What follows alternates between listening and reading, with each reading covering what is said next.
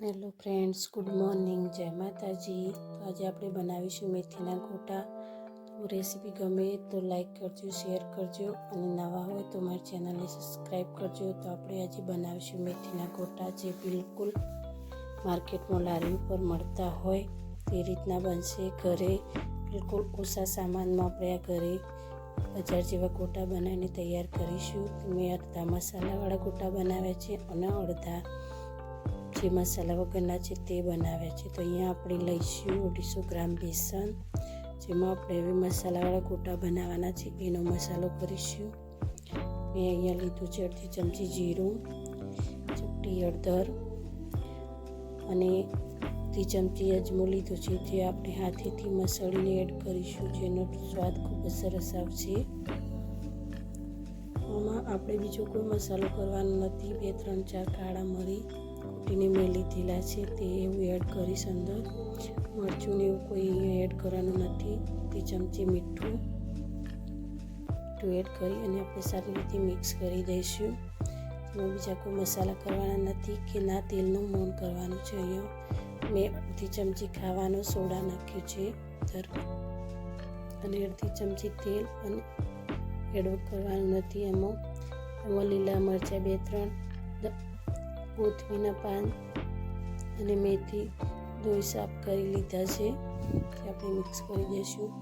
એની અંદર મેં અડધી ચમચી તલ પણ એડ કર્યા હતા અને અડધી ચમચી ખોળ એડ કરી દીધા.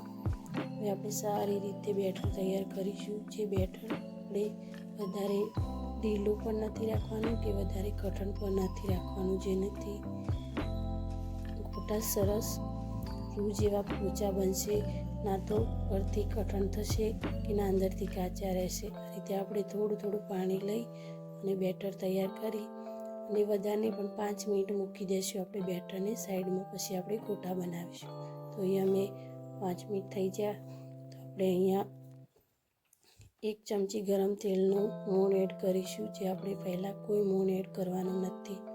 આ રીતે મોણ એડ કરી અને સારી રીતે મિક્સ કરી દેવાનું છે. જે મેથી અને ગોટા આપણે બનાવીશું.